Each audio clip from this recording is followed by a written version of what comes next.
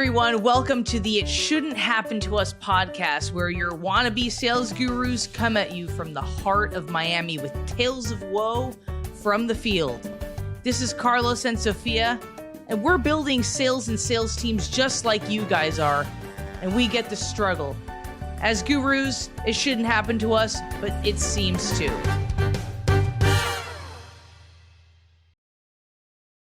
All right. So here we are again on the this week's episode of It Shouldn't Happen to Us.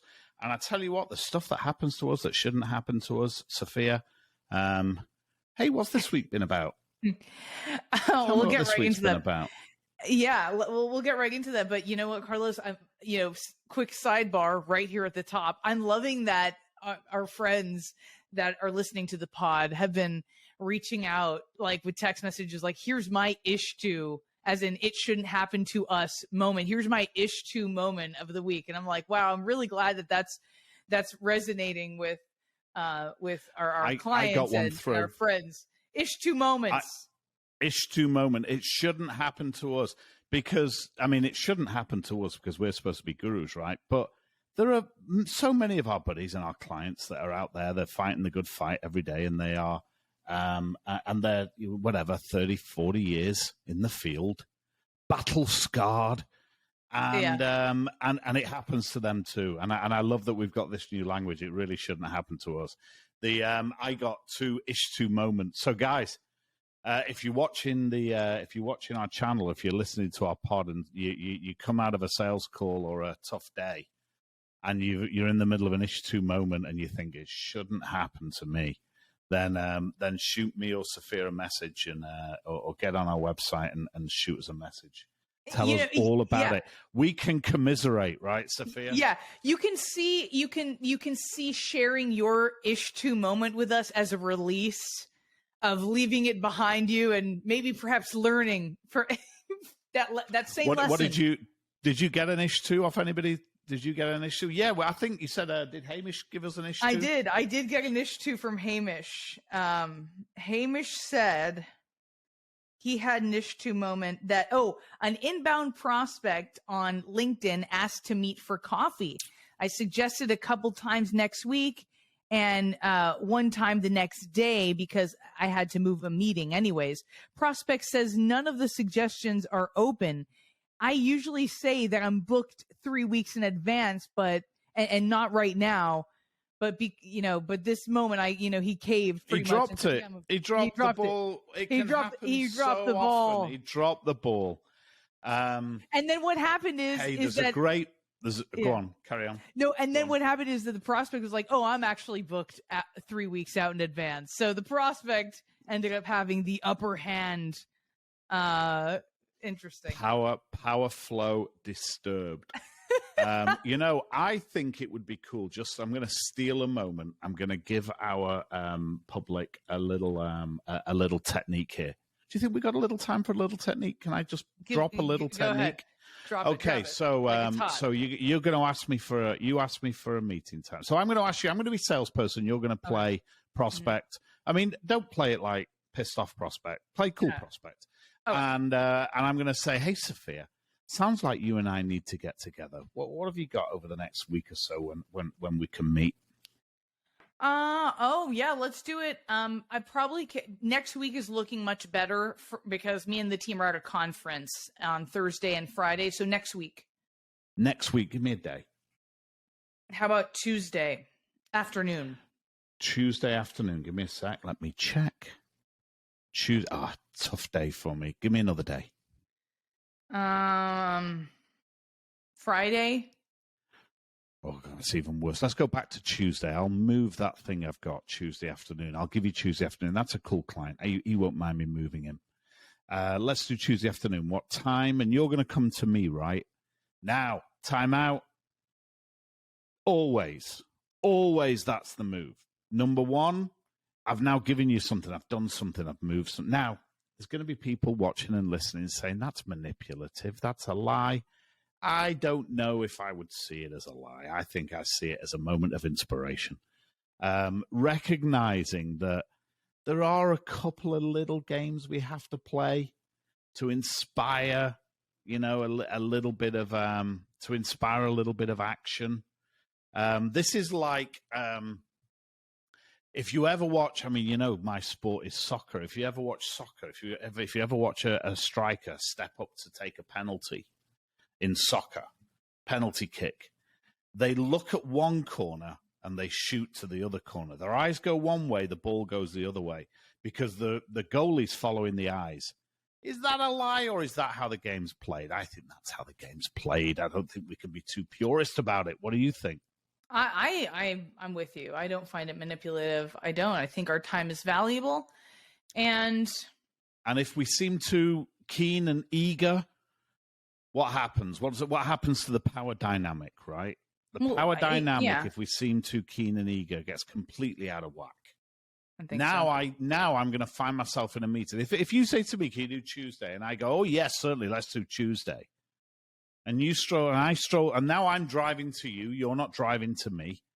And I drive over to you. Number one thing that could happen is you're not even there. And now I'm feeling pretty pooey, right? Number two thing that can happen is now the pressure's on me in that call to start impressing you. And it's all wrong. The dynamic, the energy flow's all wrong. So just with a touch of theater, with that little move. Theater.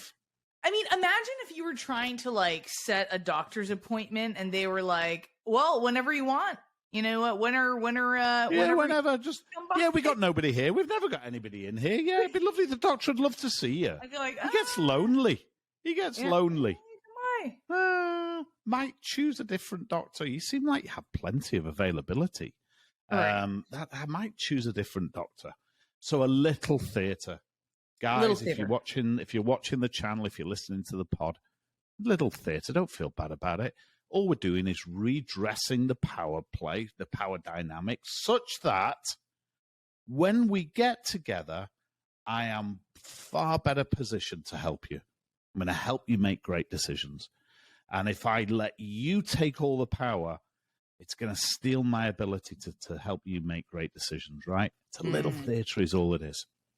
Yeah. That was a cool aside. That was a cool sidebar.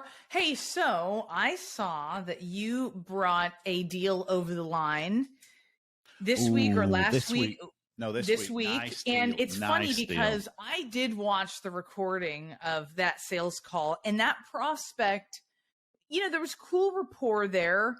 But I definitely felt that on their end, they were quite wishy-washy with it. It's a would like to have, not a need to have. And you really did a good job at the end of sealing the deal of a next step, real appointment on everyone's calendars. And that was like where the recording left off.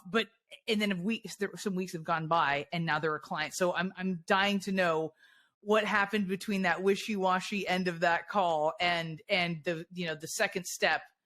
What happened there? Well, for here's how I see it. I thought the prospect was a little wishy-washy. I thought I was made out of steel. Oh yeah, personally. I enjoyed it. Oh, yeah. No, but they were a little wishy-washy. Now, they were definitely a little bit wishy-washy. They danced around a little bit. But I want to, so there's two. I'm going to tell you the story. Promise to tell you the story. But two things occurred to me when you were describing it just then. Number one thing, you watch the recording, which tells the world, "Hey, Carlos and Sophia, I know you do it too. We're pros. We record our calls. Our calls are available for us to analyze ourselves, for us to share amongst us gurus, so that we can improve." And I will often review one of my calls. I'll often give you one of my calls to review. You give me one of your calls to review. Somebody in the team will give me one of their calls to review. It's pretty rare that, guys. It's very powerful. If we were professional sports people, we would review the game. Next day, we get together and review the game. What did we do well? What could we improve? And I think it's important for everybody to kind of know that we do that. We do that best practice. We do record our calls. and I'll often show my calls to prospects. Sorry, not prospects, clients, because there's some great learnings whenever we record calls. The second thing that occurred to me was were they a little wishy-washy? They were, and you said to me, "Wow, they seemed a little wishy-washy." You know, It was kind of you like, brought them over the line, yeah. and they did. But you know what I've learned, Soph? When I go to the supermarket and pay for things with wishy-washy dollars, they spend just as good as I need it dollars. You said, I thought they wanted it and didn't need it. It's true. What you saw, they wanted it and didn't need it. But in the supermarket, want it, not need it dollars are just, this is something I discovered, they are just as good as need it dollars. So there needed to be a little extra process. You didn't see that. I didn't record that second call where I needed to drop on another call. And they did, they put me on a dance. So for the rest of you who didn't see obviously that call, I had a 90-minute, well, I had a 60-minute scheduled call that went on to 90 minutes because I do like to talk. I recorded the call. There was 3 buyers, which is always tricky when you've got three buyers in the prospect side, and as you know, I'm fielding that. I'm in that ring. I'm in that cauldron with those buyers. I thought my reflection on the call, I thought it was a good call. Bonding and rapport was superb. Yep. I thought my investigation of pain and monetization of pain, I thought was exemplary. I thought I didn't do budget great. I skipped over decision making, so it was not a perfect call. But the 2 or 3 most important parts of the call, which was I thought the bonding and rapport was superb, which is surprising for me because I can be a bit of a surly bastard. I thought that bit was all right, and the contract that we said at the beginning was good, Yeah. and the pain was really good. And then at the end, he wanted to give you the good old.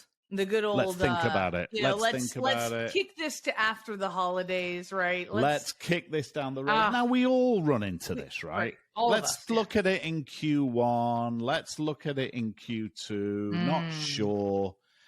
And I love it personally when that happens because now I get an opportunity to flex my muscles, right? Mm-hmm. I get an opportunity to really kind of stamp my authority over it at that point and say, listen, I'm comfortable if this isn't what you want to do.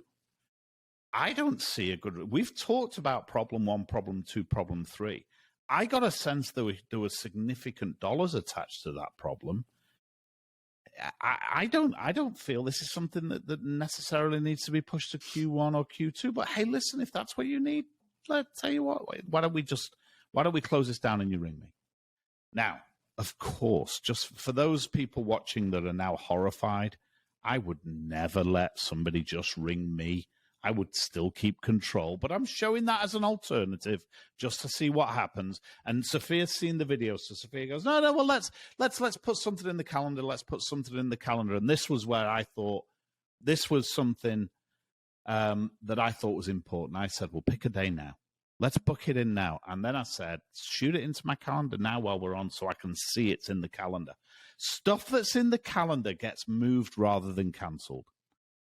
It's got to be actually in the calendar. So anyway, the next piece that you didn't see was then we did get on a call. And there was a little dance around that call. Little dance. And he successfully kicked me into the little window between Christmas and New Year. Do you know what? It's a nice gig. It's a nice client. I feel like we're going to make big impact with them. It's a deal I wanted. If this was a small little deal, I might have just kicked it to the curb. But you know what? I was comfortable with there being. I'm not a purist. I'm all right with somebody, pushing it down the road for another week or so because it was, it's a big check. And the guy, I've got to treat somebody's money with respect. If there's a big check to receive, then I'll give the guy a little bit more time. He pushed me into another call.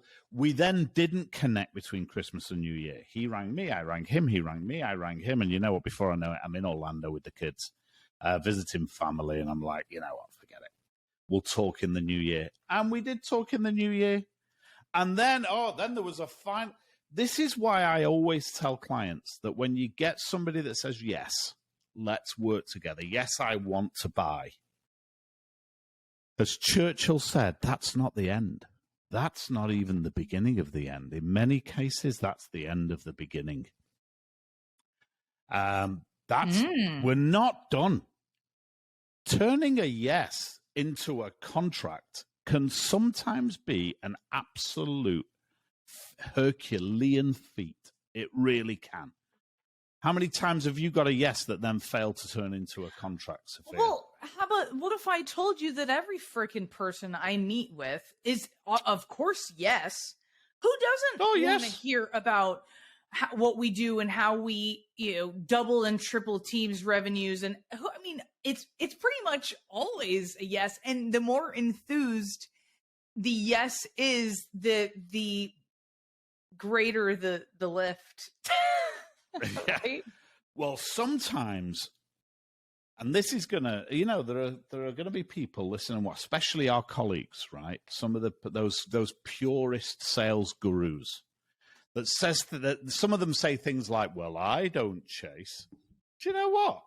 I ain't proud. Some people need a little bit of a helping hand across the line. You know what? I don't understand why we become purists about this, like it's some kind of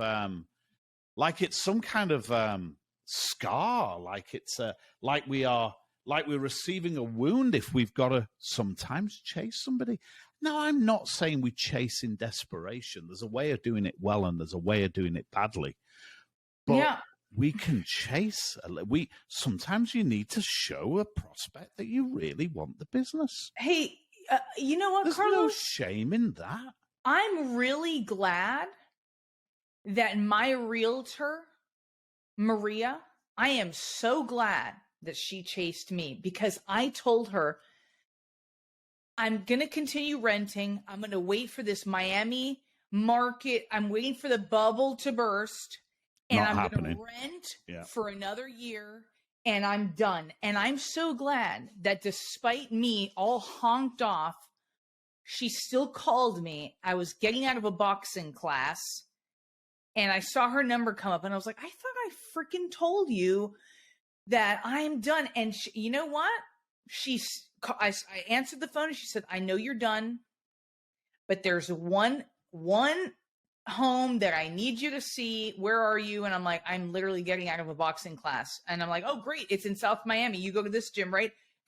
Come right over. And I went in workout gear, like annoyed that I was even going to do this, because I had already made up my mind.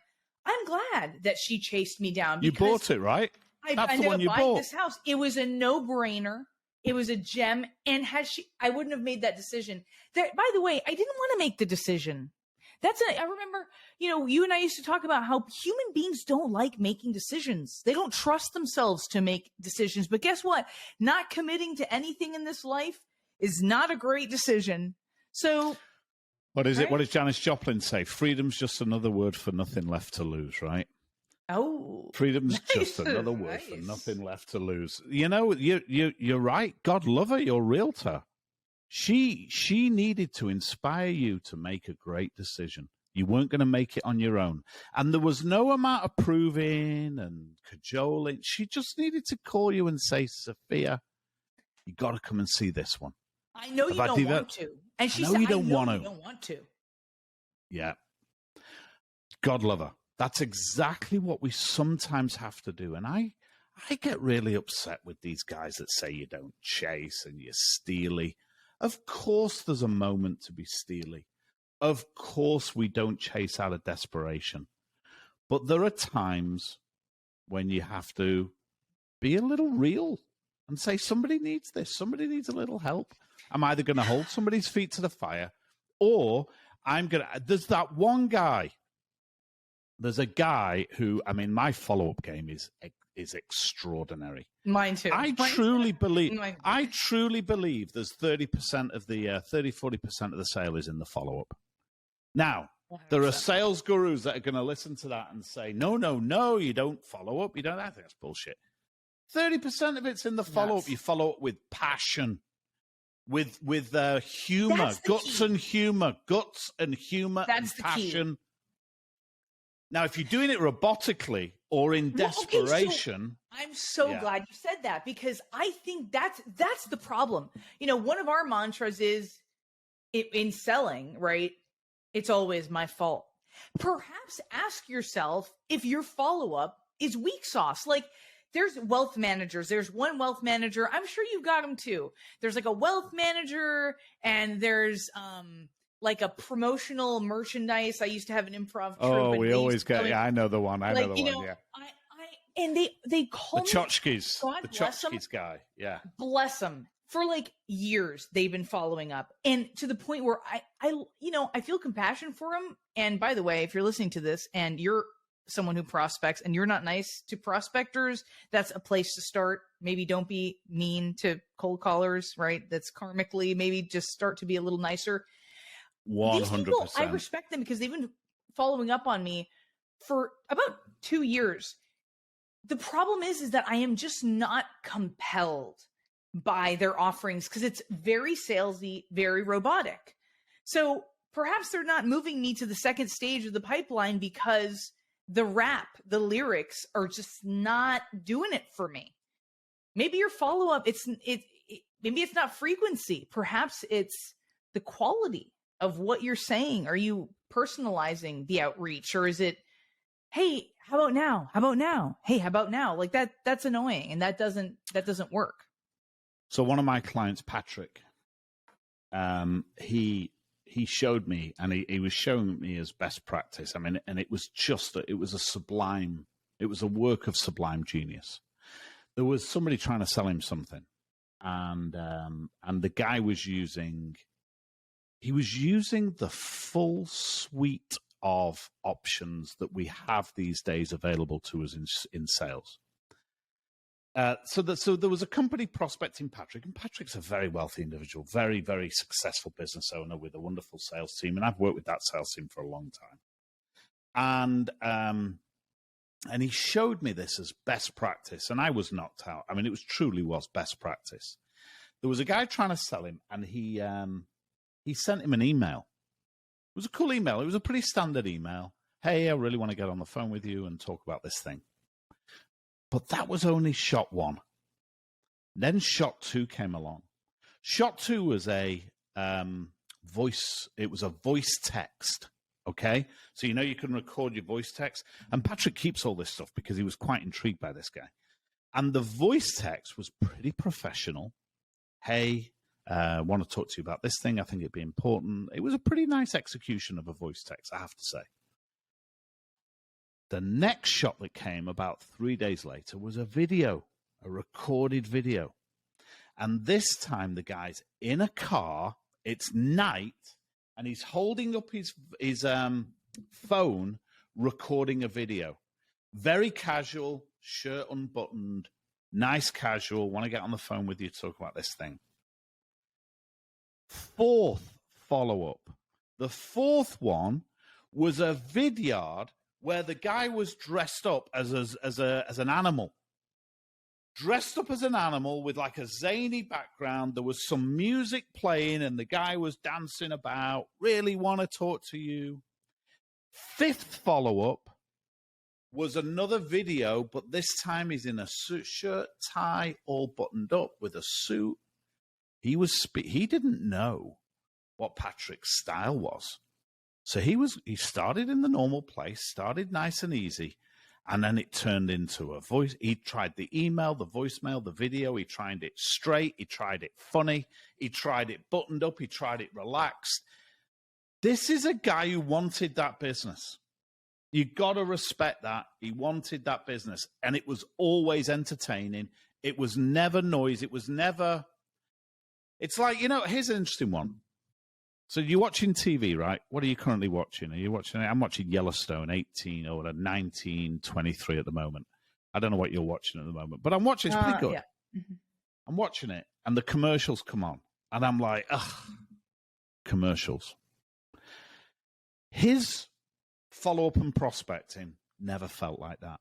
Nobody ever feels like that when the commercials come on at the Super Bowl, right? Right. They're waiting for the commercials.